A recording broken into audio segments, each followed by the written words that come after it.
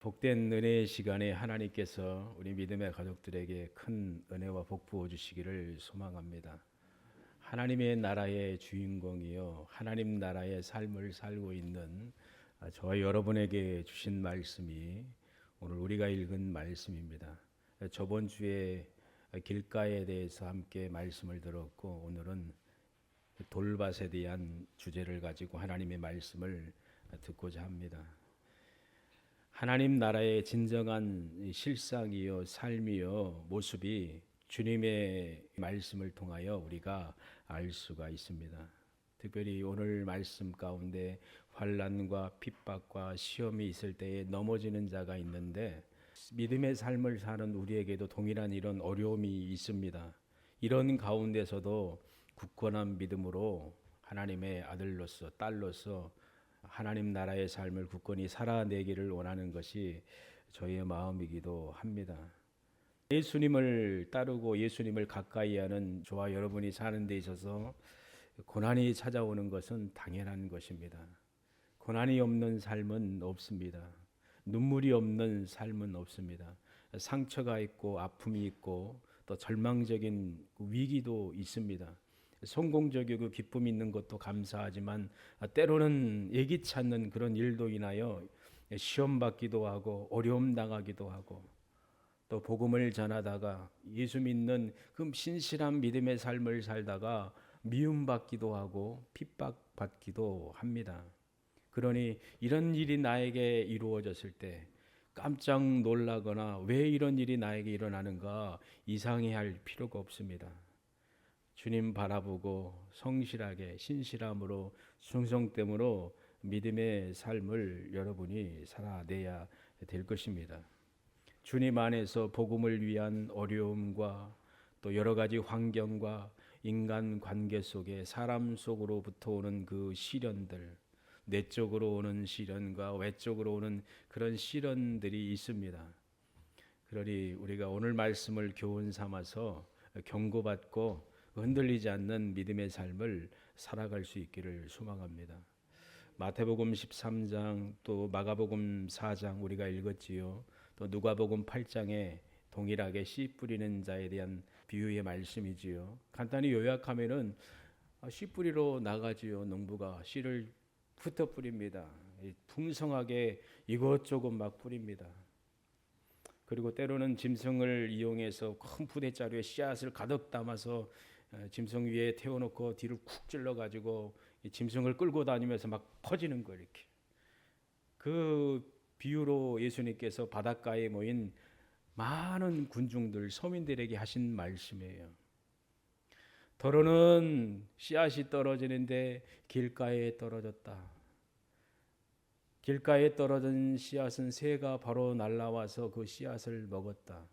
더러는 흙이 얇은 돌밭, 또 바위 위라고 누가복음에 기록되어 있는 것처럼 씨앗이 떨어졌는데 순식간에 빨리 씨앗이 올라왔다. 그런데 습기가 없고 빨아들일 수분이 없고, 그리고 깊이 뿌리 내려야 되는데 돌이 많아서 열로 인하여 뜨거운 해가 장렬하게 비쳤을 때 타서 말라서 죽었다. 오늘 말씀이지요.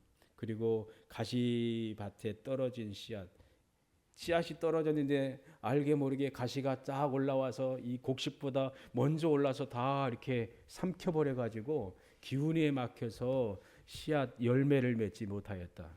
또 어떤 좋은 땅에 떨어졌는데 정말 30배, 60배, 100배의 열매를 거뒀다.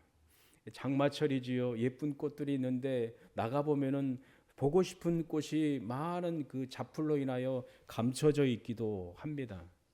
보면 확인이 되더라고요. 그러면서 이런 부분들을 경험을 하지요. 근데 이스라엘 백성들도 쉽게 이해를 하고 있었어요.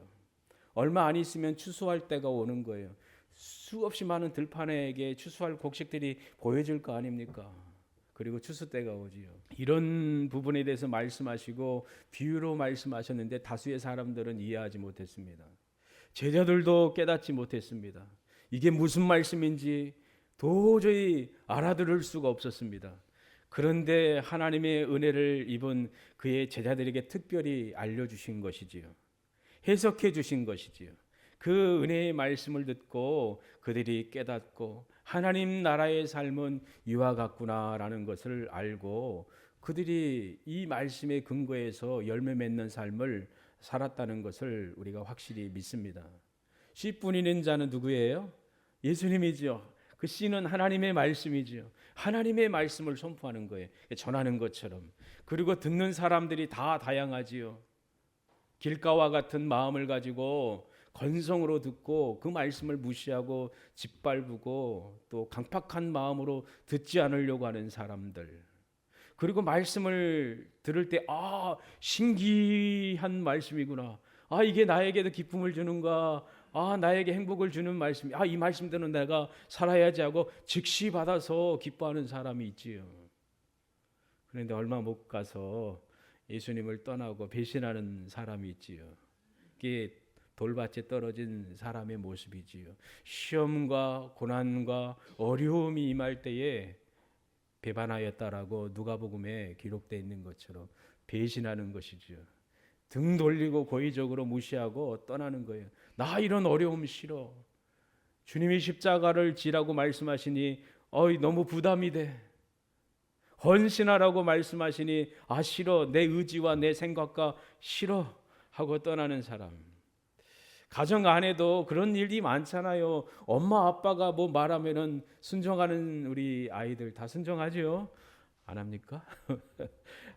듣기 싫잖아요. 내 생각 있고 내 의지가 있는데 왜 자꾸 잔소리만 하냐고 이렇게 귀를 막는 친구들도 있지요. 우리 친구들은 이게 귀 이렇게 막고 있지 않지요? 마음 활짝 열어놓고 그냥 여기 들어서 여기를 흘려버리는 게 아니라 순종해야 되잖아요. 듣고 따라야 되잖아요.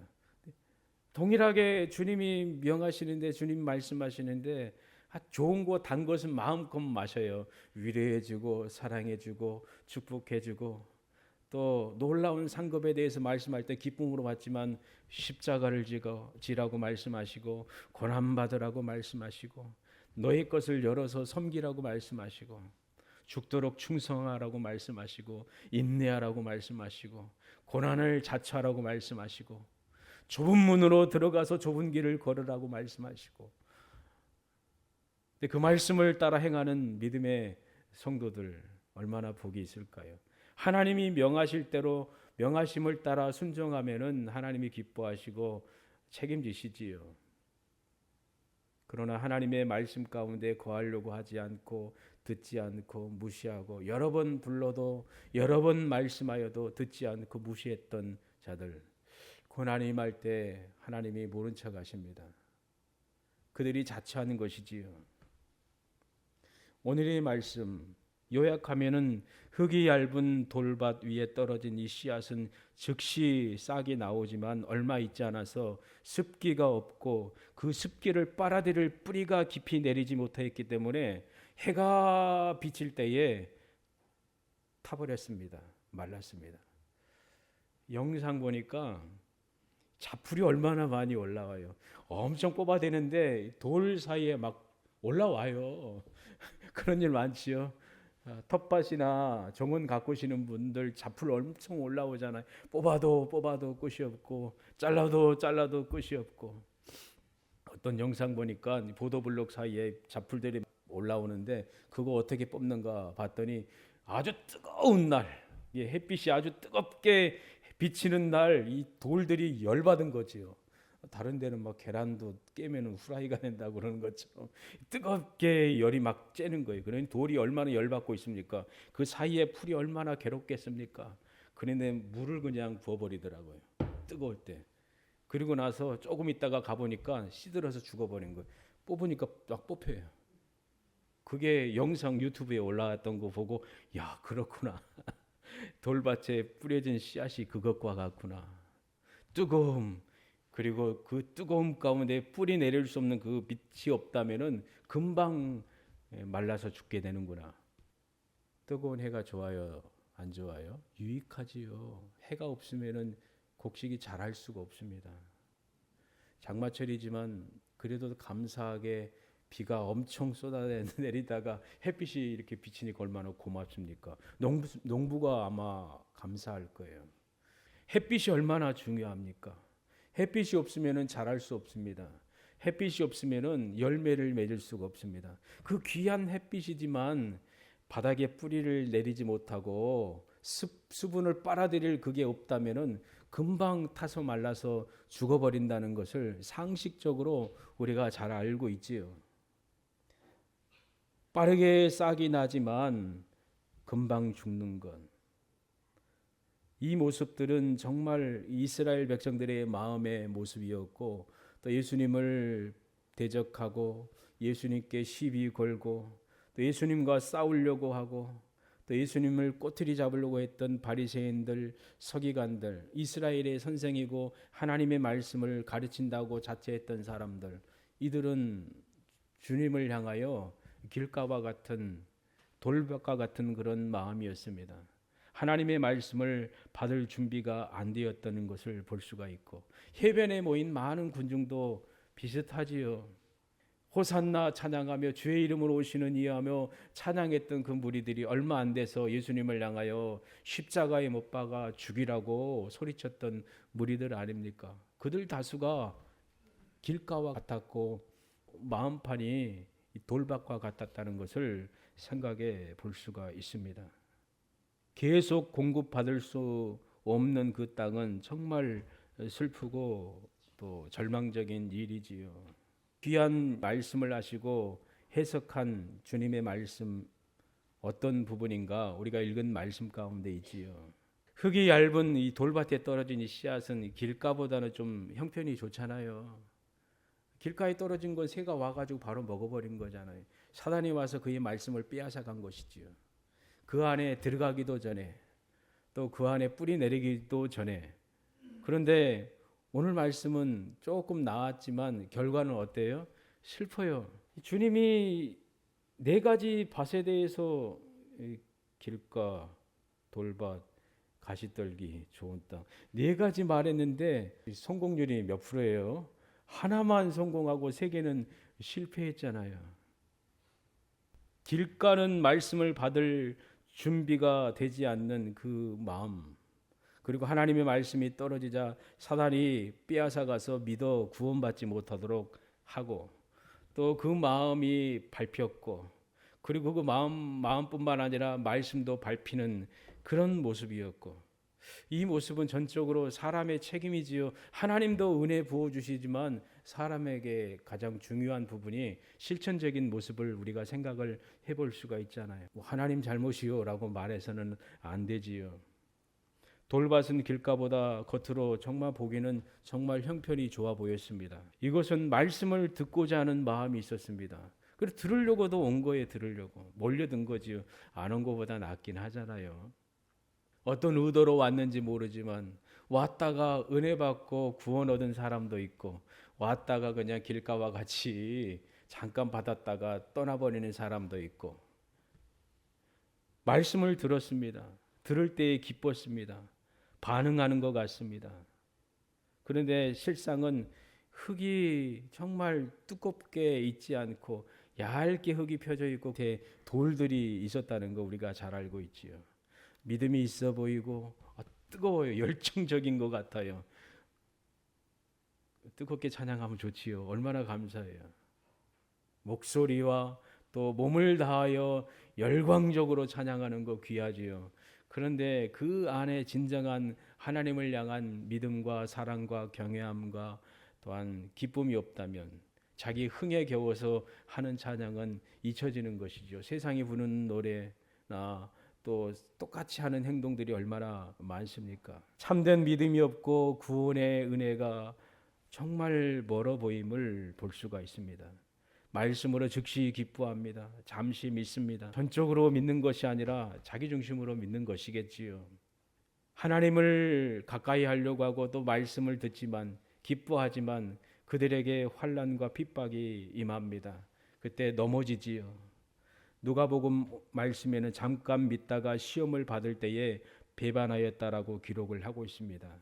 말씀을 받았기 때문에 말씀의 대적자가 공격을 할 수밖에 없습니다. 하나님의 생명의 말씀과 관계되어 있기 때문에 악한 자의 표적이 될 수밖에 없습니다. 노려보는 거죠. 공격하는 거죠. 여러분이 사단으로부터 공격받고 또 여러 가지 시험이 있는 것은 하나님의 아들과 딸이기 때문입니다. 하나님의 백성이기 때문에 어두운 세상이 또 악계에 속한 세상에 공격할 수밖에 없다는 거 잊지 말아야 됩니다. 이게 심각한 것이거든요. 하나님 편에 살려고 하면은 때로는 반대일이 임합니다. 환란이 닥치고 거센 핍박이 임합니다. 그럴 때 시험 때 올려놓는 것이지요. 이 사람이 정말 믿음의 사람인지 하나님 편에 있는지 그 이 시험 때 올려놓은 거잖아요. 정말 이 사람이 하나님 편에 말씀 편에 좋은 마음밭인지 아니면 길가인지 돌밭인지 가시떨기와 같은 곳에 떨어진 씨앗과 같은 것인지 확인할 수가 있잖아요. 생명의 주님께 붙어 있어야 되는데 돌밭에 떨어진 씨앗과 같이 생명의 주를 부인하고 떠납니다. 배반하고 넘어집니다. 지금도 하나님의 말씀은 계속 선포되고 있습니다. 그런데 돌밭은 깊이 없는 신앙으로서 그 말씀을 깊이 받지 못합니다. 무지의 신앙입니다. 연약합니다. 감정에 따라 움직일 때가 많습니다. 기분에 따라 살려고 하는 사람은 온전치 않지요. 이게 일관성이 없잖아요. 어느 때는 막 기분 좋고 정말 좋아 보이는 것 같다가 어느 때는 화내고 혼란스러운 거 보면은 자녀들이 혼란스럽잖아요. 믿음의 삶을 사는 데 있어서도 이런 혼란스러운 삶을 사는 거 하나님이 원하시지 않잖아요. 온전하고 진실하고 충성된 삶을 살기를 하나님이 원하시잖아요. 쉽게 얻은 것은 소중히 여기지 않잖아요. 로또 당첨된 사람들, 망하는 사람들 다수잖아요. 쉽게 얻어서 쉽게 누리는 것은 타락하기 쉽잖아요. 땀을 흘려서 수고하여 얻은 귀한 열매는 값지잖아요. 어느 날 자녀가 봉투를 가지고 부모님께 가져온 거지요. 정말 먹고 또 입고 누릴 수도 있는데 고난 가운데 어려움 가운데 열심히 일해가지고 모아서 월급 받아서 어머니께 드린 거예요. 어머니 마음대로 쓰세요. 초월급을 드렸대요. 근데 어머니가 이거 쓸 수가 있을까요? 못 쓰지 않아요. 우리 아들, 우리 딸이 벌어들인 땀의 열매, 수고의 열매인데 어떻게 내가 감히 함부로 쓰느냐라고 생각하며 어떤 분들은 저축하기도 하잖아요. 어떤 할머니는 아들이 늘 한 달에 얼마씩 보내요. 그러면 그거를 쓰지 않고 차곡차곡 모아놓은 거예요. 적금해 놓고 나중에 돌아가시기 전에 주는 거예요. 그런 어머니 귀하니까. 그리고 어떤 분은 믿음의 분이죠. 이거 천열매지? 그럼 이거 누구 거야? 하나님 거예요. 엄마 고기 좀 사 먹고 좀 따뜻하게 배도 불리고 그러면 좋을 텐데 그냥 하나님께 드리시더라고. 그런 분도 있고. 근데 그런 삶을 살았던 분의 간증 보니까 하나님이 평생 책임지신 거예요. 먹을 거, 입을 거, 삶의 모든 여정을 하나님이 책임져 주신 거예요. 그리고 복되게 하시고 또 많은 사람들에게 주님을 증언할 수 있도록 놀랍게 역사했다는 것을 그의 간증을 통해서 보게 됩니다. 자기 중심이 아니라 하나님 중심으로 말씀을 받고 순종하며 충성되이 행하는 사람, 참으로 우리에게 중요한 교훈의 말씀이다라고 말씀을 드릴 수가 있습니다. 쉽게 하나님께 돌아와서 뭐 하는 것처럼 보이지만 쉽게 된 사람은 쉽게 넘어지고 쓰러지고 또 떠납니다. 요란할수록 속에 텅 빈 게 많다라고 우리가 잘 알고 있잖아요. 정말 마음이 가득 차 있고 하나님의 사랑과 은혜가 가득 차 있는 사람 고요하지요. 잔잔하지요. 아주 조그마한 배는 바람에 막 흔들리잖아요. 그러나 웅장한 배는 거센 풍랑이 와도 어떤 공격이 와도 파도가 몰아쳐도 바람이 불어도 웅장하게 가잖아요. 우리 기장님 아들 은혁이가 배 탔다고 그러지요. 야, 어떻게 그걸 탔을까? 풍랑이 일고 얼마나 파도가 치고 그럼 얼마나 힘들까? 어떤 사람도 토하기도 하고 고생을 하잖아요. 제자가 둘러서 배 탔는데 목사가 됐지요 지금. 근데 타서 한 몇 개월 동안 토하고 못 먹었대요. 그런데 은혁이가 탄 배는 엄청 크대요. 그래 웬만한 파도에 흔들리지 않고 그냥 고요하게 가는 거지요. 그러나 작은 배는 후 불어버리면 넘어지고 뒤집히잖아요. 우리 삶도 그렇잖아요. 하나님의 은혜 가운데 있고 말씀 가운데 있고 주님을 온전히 바라보며 겸손히 믿음의 길을 걸어간 사람은 요란하지 않고 시끄럽지도 않습니다. 깜짝 놀라며 넘어지지도 않습니다. 연약한 자일수록 엎어지는 것, 죽은 것처럼. 그러나 묵직한 그 믿음의 삶을 사는 사람은 어떤 어려움과 환난이 와도 그것을 품습니다. 안습니다. 그리고 가야 할 그 길을 향해 갑니다. 주님이 보여주신 그 길을 온전히 걸어가며 최후 승리를 할 수밖에 없다는 것을 우리가 말씀을 통해서 분명히 깨닫게 됩니다. 주님의 삶 가운데, 주님의 사역 가운데 말씀이 선포되자 그 말씀으로 인하여 마음이 찔리기도 하고 또한 거슬리기도 한 무리들도 참 많았습니다. 이 독사의 자식들아 화 있을진저. 아니 그 얼마나 싫을까요? 저주를 여러분에게 퍼부어 보십시오. 아마 제가 퍼부으면은 다음 주에 아무도 안 나올 것 같은데 아닌가요?